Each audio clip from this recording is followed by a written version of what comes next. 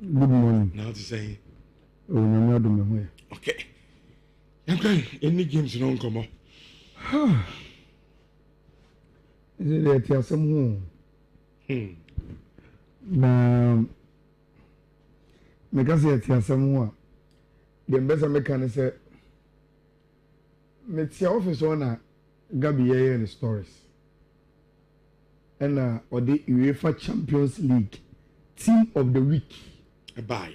Eba. Na me nim say Team of the Week once am na work. But I heard him say, "Hey, na UEFA for na makoye team, na ma fa Chelsea player anka ho." UEFA for a team be. So I want to share screen am so a Team of the Week and once am na work. Me say, "Hey, what ko buy? Wa short 3-1. You still want Chelsea player to appear in the Team of the Week. Abaka question Benfica. Our way.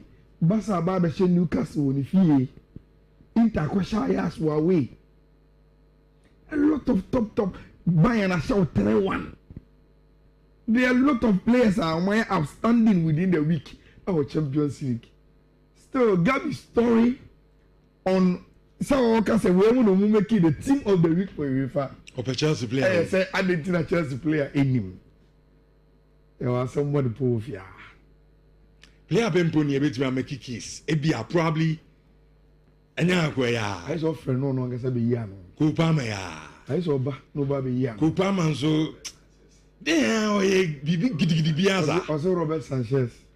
Make it safe span. Tell us mutimi nye. Yeah. It's not a ban against Chelsea goalkeeper. Me say ko kan to ko. Na some American say I was amazed about the story and I say oh we have a long season to go. Rich and yeah. The Merseyside derby no. Yeah the best so. Na I no credit team your friend Everton and the Moyes up a certain form be.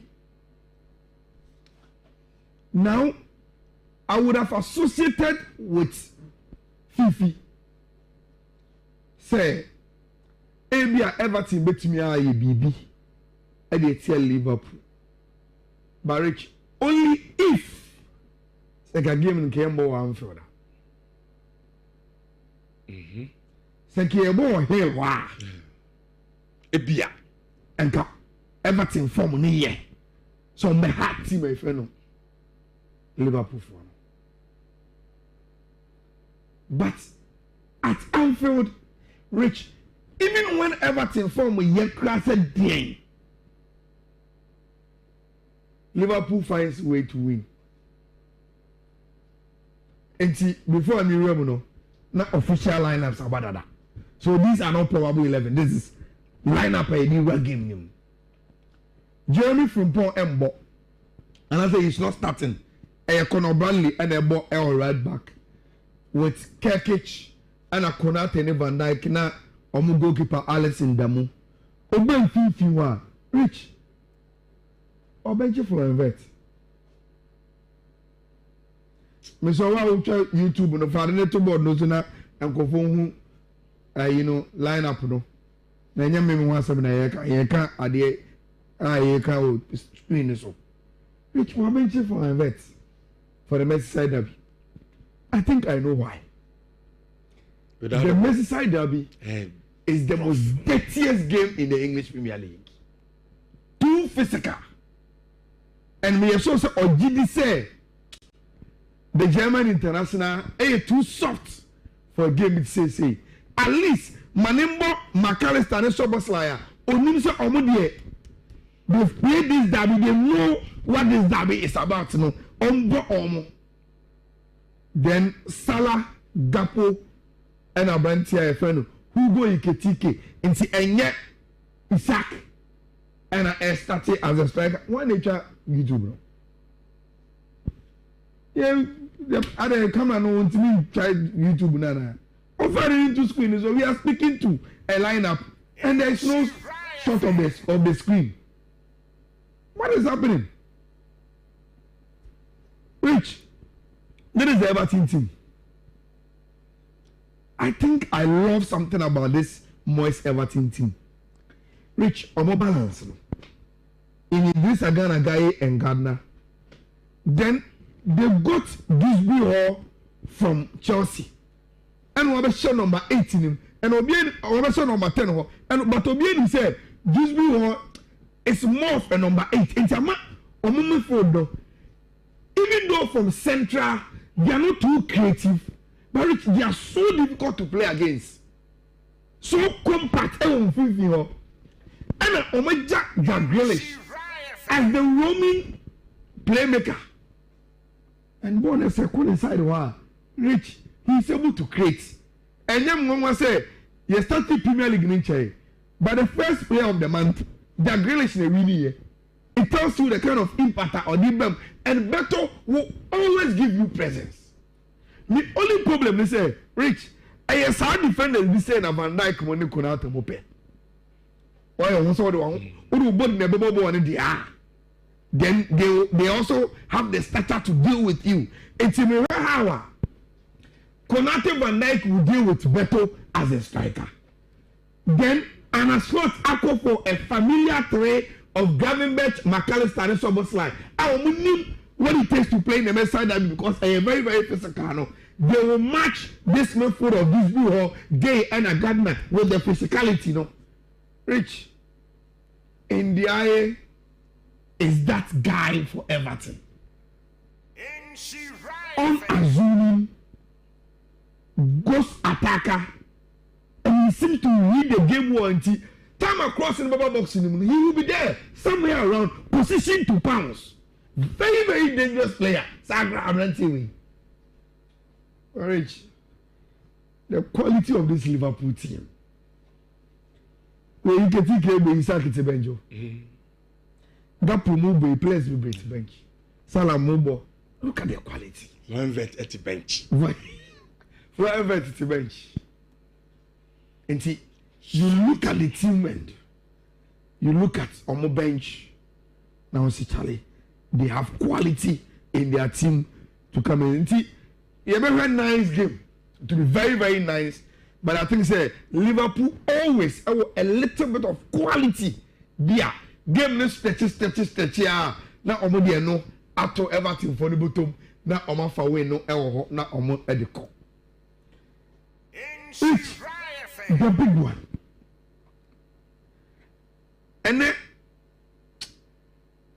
my disappointed kakra bi wo mu.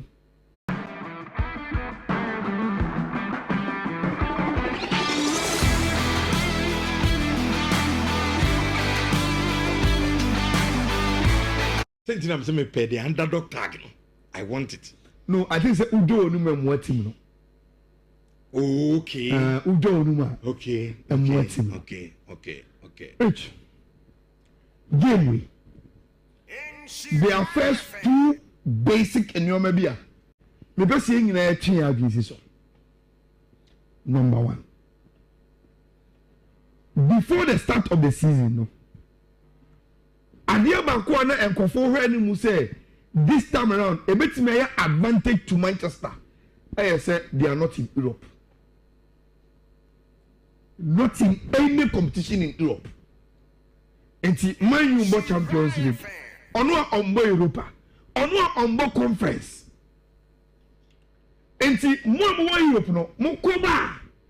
No they prepare every weekend for domestic football. Whether a league, FA Cup, and I say the League Cup. And see, mind you, our 100% concentration on domestic football. Now, Rich, if before I ever start this season, you can say Saudi advantage there, then it should start from any game, no? Because this is the first time, Europe, no, especially in the Champions League, no, I come the first round of the Champions League game, number. What I'm saying is, after the weekend of the Manchester derby, no, Man U no game. The next game they are going to play, a game, no. But between Chelsea and their results against Brentford, no, They've traveled to Germany and they've come back to England and they've played Bayern Munich. And Sena and Ocrese, Man U near only Europe crown, and a buana. And the game no count. Just I call Europe about midweek. Number 2. Rich, I have been in this industry for a very, very long time. About 15 years. Echo 16. And I'm starting to say me practice sport journalism. There can a campus radio and Rich, there is a way out. When the football world is anticipating a particular story, there is a way it clicks for you to write that story. The best I can say, pressure now man use on. Rich, what man you are looking for is one statement match. Send a pressure and a from Kakra on Amorim. One game, every man go for say, yes, man you preseason, you know. You know, you to say the team is improving. By a starting season, you know, man you are both difficult games here. ABNA opponent, you know, say improvement, he anticipated from preseason, you know, young we so against Arsenal, against Man City. But still now, within the contenders, Man U will play one game here. It will remind him of say a preseason here can say Man U team now improve it. Rich, it could be this game. Okay. It could clearly be this game. And he said, okay, Chelsea akọ midweek Champions League aba. And the way we know how stories are written in football. Oh, Nadia Mompamono. But now I said that improvement by starting to say, oh, Nadia. Then you get a certain result. You say, oh, that will be a chichu break kakra. Now your man can the benefit of the doubt. Those kind of stories, you know. Rich, this game could present Manchester United Sadia.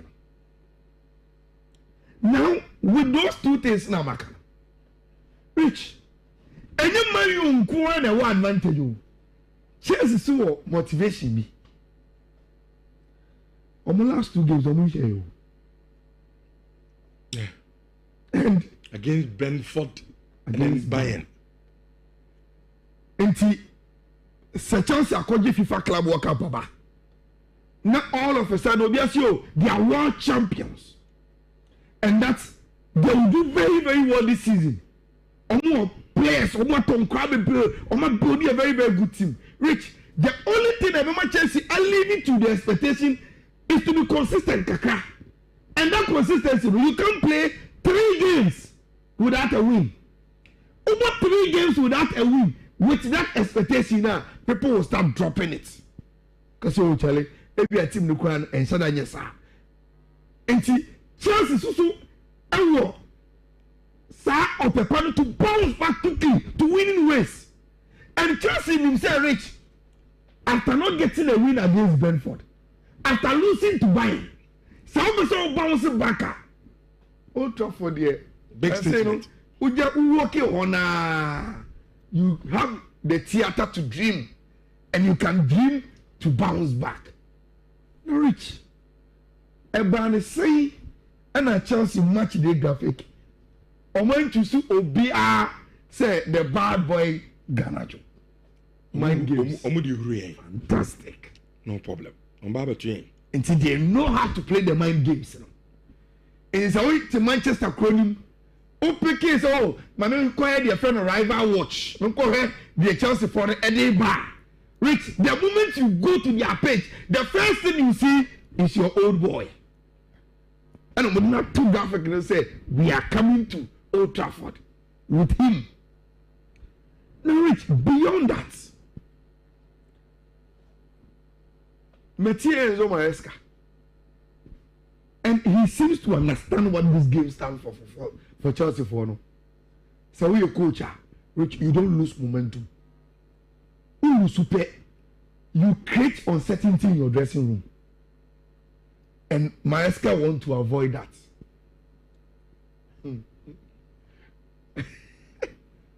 Me show no office where I'm saying, me disappointed in Fifi. Even Pope D as a Catholic. I saw no uncle. You're rich. Pope D got a answer and no Pope Catholic. You must know his name. Oh, that's why you cry. Because I was home. And if you me, I'm Pope D, and I'm saying, hey. And you're sure, Mundia. Wow. I was shocked. Rich. Now, Argentina, I'm already going say, so Pope quite to for so own changing the philosophy, own changing. He is so entrenched with it, say, he is on the right path. So, what you interview now? Or say, and yet, philosophy, when any problem, the results is the problem. Because on the same philosophy, as I saw on your results, people will say he's on the right track. So, coach, how would you to say? The personnel now they are naive. Press conference as you. And our coach now admitting say we players no naive. So Rich, the naivety doesn't come with the philosophy. What? So about 4 back, about 5 back, about 10 back. That's why you're naive. That is what he's saying. So for a player over Manchester United, what if you mistake or trust? Why will you have to make that mistake? As a cry. That is why you are the coach. So it has got to him. It has got nothing to do with play back now. No. So results I see people forget about it. Now, Rich, I seem to agree with him. I will be clearly, and I will explain with the tactics in the game. This is Manchester United expected 11. My friend say, I pay. My goalkeeper, me who did you bother? A tie. Buying there.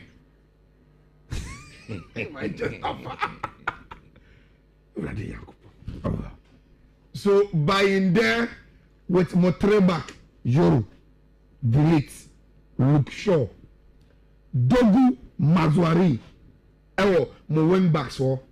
You were asking, say, Fernandez on the one remember. He's expected to play with experienced Casemiro. Then more in Wemo any Ahmad as inside number 10s with Benjamin Sesko, yes, Kunyaba, but Ofi Engineer Banti, you heard him so be free bench and Abba. So Rich, let's quickly put this on the tactical board. Into Manchester United. But Bibi Kasachem Zahn Obama Yada, Sunny Ayala Menson. Likely. Sir. Yeah. And Kasana open. And open my Manchester side, and most of the predicted that you need in an on them. It's enemy like, oh, yeah, Ayala or they go post or Shiva too much. No, it's pressure. Too deeply. Pressure. Like the pressure. It's anything saying the mistake. But don't you also believe, say, know that there is no goalkeeper? No transport. Oh. I don't know. I ask you here easily, sir. Rich, I think say Abi on also so say if he is on the bench, he presents some pressure because on number 1, and because all your mistakes, you know, you don't want another 2. If you sort the bench, one, Uda, I also all your mistake do, baby. Man, now he is off. And now, I get a man pay. I will coach in the press conference and say, I say, goalkeeper situation, everything will be number 1. And then you know, Nana, I know say. No, but Atai will be the number 1. And he said it. Say, no, Atai is not the number 1. And that number 1 opened for Omumi for some time. Maybe after there 4 weeks, you know. Now, already training, now, goalkeepers. Trainers they say, look, let's go with this one. Then the person will be chosen as my number 1. But until then, no. But what I'm saying is, so now who say Atai no pupua probably a Onana presence now. But now there's no Onana. So there's all on the size in April. It's everything I'm not coming down crack to get the best out of it. Very rich. 3 back, 2 wing backs, 2 central midfielders, 2 inside number 10s, 1 striker. Now, Chelsea I expected say every red game in him with this. Normal 4-1-4-1. This is how Chelsea ebo. Sanchez, Gusto Cucuera, Shaloba Torsen, Moses Casedo, Estevao Pet Neto, then Enzo Fernandez Copama, and Abrantia, your friend João Pedro, and so this is what we are expecting Chelsea so set on more Eddie Bewam in a decoy 4-2-3-1 and that's a 4-1-4-1. So something like this. And I expect Chelsea Eddie Ebera gave him as almost a first 11. Norwich. Fifi was highlighting a certain problem. And I will highlight it too. But the Ebema Fifi down or better, even though on say a problem for Chelsea in this particular game, a Manchester United conversion rate. Rich, with more 3-4-3 now, Bono. So what shall we? More numbers Fifi because Mubo 2 central midfielders in this contest, Casemiro, Bruno, and I want 2 inside number 10s. Yeah. Look at the young wing backs now. Make a central say. Okay. More 2 inside number 10s in Ahmad and in Wembu. And to which Slasher, some Manchester Bono will 15 power, but your Bono in 15 or park in this one. And come on, 4 players in the box. 4 players in the box. Chelsea will have 3 in that zone. 3 na Chelsea one. Rich, Moses Casedo, Tienio, Enzo Fernandez, and a Copama on target. It is a Gabon, Yabo, and 15 here in the middle of the park. 1 more numbers. 2 more players are on your Juma. They want to work. Copama on target. Okay. Say Chelsea Nibona, you don't see Copama chasing people, tackling them, heckling on your side. But Rich, you have a big problem. With this asset, you are able to create chances. But Obedi say, in last 4 Premier League games, I'm about Old Trafford, Rich. More than 94 shots. Mashebu 5. 94 shots. Mashebu 5. Where Old Trafford games in Guan once I'm making. Rich, how? Because why never say goals? No prolific striker. Until any Bruno Mona, Omobama ya Katibaka Bomo Wabobo Nasa, and our penalty will be converted here. Even though per practice, you have numbers here, a bomb of creative chances, we see the end product. Last time ahead of Manchester Derby, they didn't come and say more LG team behind the Premier League, even above Arsenal, Liverpool. But Rich, the number of goals are more shared. To win you games, is the problem. Okay, Monday after the Manchester Derby, they didn't come and say, even though City won, always score line 3-0, convincing. But Rich, after City show goals, United could have come back 3-3. Clear chances. And that should be more. And when say me so say, I saw no many things. Amorisha or Italy. And you want to hear no any information. See, can you play some more the right attitude now and carry. Now it's minimum no see. Time in the cup. I'm the one I'm finding now. Because we were still about 44. Yeah. And okay. You see, Rich. Just like Fifi was saying again, we've shown that you in terms of almost formation on the pitch ain't bad. But there's one bad situation. Rich, the way you defend. Problem can see. Especially when Chelsea ever game win with Esteval and Neto in wide areas. Go for number 3 back. There is space in between Luke Shaw and Dogu. Esteval, Yibibi or Homame. There's a space between Joro and Mazwari. Neto, Yibibi Mame. Just all the baby at in between Omo. Let them be confused when they close you down.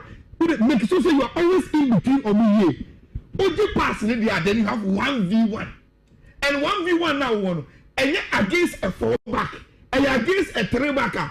The left hand side for us will be dealing with Esteval and in the runs. And here we may always delete João Pedro 1-on-1 in the box. Say Enzo Fernandez and Copa Martini are arriving. And Jack Bruno and Casemiro because when we saw them defending Gidibia, then we will have a lot of numbers in and around Manchester United. You're betting with that show, Rich. My biggest problem, no. My biggest problem. And it's hard here, no. Rich, maybe I believe with this game Manchester will not lose. Okay. I strongly have that belief. Say game way any game, Manchester United, ebe Lucy Elho. Until I will go for a double chance. Manchester United, our game win, our honum. Now, Rich, the next big game, now I'm from Anusi. Master and Apprentice. And I'll make it very, very easy. As an apprentice near Bomaster, no. I'll make it easy. Rich, Omo Moka said, a Drew Susai Arsenal Premier League. Metimi aka say the measurement no City no. Okay. Ateta ne Pep ne adwuma. Pep ebu obia okru nim. Arsenal to them say esa kwara onu ne Pep ebu obia oye nipa. Yen ko fa ne mra. Oba anya shekwara di wosia no odi beba. No buy. Oba e de bia na master de bono. Na master ne bono o say e de na oye wo ho na ahaye ni bintia obo no o so yam build the squad in depth yam ko fast Spanish we mesha mo so o Erling Haaland Pep Pampa o what block striker oni bobo nti mo yam so ko pebi yam ko fa Joe Carres mbra oni bo ni bo gidi but oni go say which since Mikel Arteta moving about from City to Arsenal one mirror bia Pep even including at a point in time. Our right back, also the members of Bob White or yes center midfield because City the same thing with Akanjimo. He has been mirroring Pep. But so no me Lucia. Even though no Suisia no. Rich, almost bia you could clearly say still now no we call Arteta through Pep. Na e Arsenal team. Then all of a sudden, Rich, as a Mikel Arteta, so wakasa che no hu, so I say I am learning soon. Rich, now Mikel Arteta speak. Ojimatano, even when Pep is at the opposite side, you don't see fear. And look, and the moment he say, Arsenal has arrived.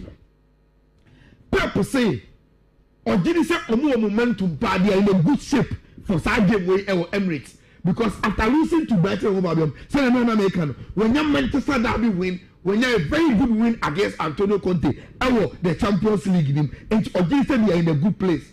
Mikel Arteta say I'm come to him boy you know pa. Now the good news and say William Saliba is back and no Arteta can say waba but anyway almost get on the ball yes is good but on say that partnership we know and now our watch and I believe it's all we will see Saliba back with Gabriel Magalhaes. Rich, so maybe then this is what we are talking about with Raya Timbers and a Calafiori. Then and they make man say the best midfield in the English Premier League. Zubimendi, Moreno, and a Declan Rice, and then Martinelli will have 2 Eze with Noni Madueke and a Victor Jokeres. with Manchester City there. I think say Rich, omo ye nyomo first 11 Pep. Gradually as we the first 11. With Kusanov, any O'Reilly, or the laterals, no. Guardiola, any Diaz, as the two center halves, with Donnarumma, Pomu. Then Rodri sits in as the lone DM with Ford and any Reinders, our name, Bernardo Silva, Jeremy Doku, and Abanti, friend Ellen Haaland. Now, in here, Austin Wood, Essie and China, battle by Kobe Mupa, Doku, and Timbers. Battle and I think he's watching it from a very, very good football eye. Rich, what Arsenal must do? And he said, no crazy, Omona says, the best three midfielders ever 50 they must show it against Rodri. Into rules will be mended. Of course, Spanish national team anymore. Oh, yeah, back up to Rodri. Rodri, Kupra. And I was that say, oh, picky. And as I say, your national team, your friend Rodri, Rodri to bench now, wobble. Now you meet him in a game at club level. Tell him, say, you are the new guy. Show it to him. Say, first, you know, Tijani Randers, Oba, yes, you the best box to box midfielder in the English Premier League, Declan Rice. If you go for the best in Italy, say Umbra, no more rival. Declan Rice just told him, say Massa. Oba, a higher area. This soil belongs to us. Rich, I think say if Arsenal will be bold again at the Emirates, they should beat City again. They should really beat City again. There will be interesting battles, but Rich, I think so overall, Arsenal is a better team. A team club, your friend Manchester City CCA, and they should be able to dominate almost our hunting. But in fact, we could no Emma.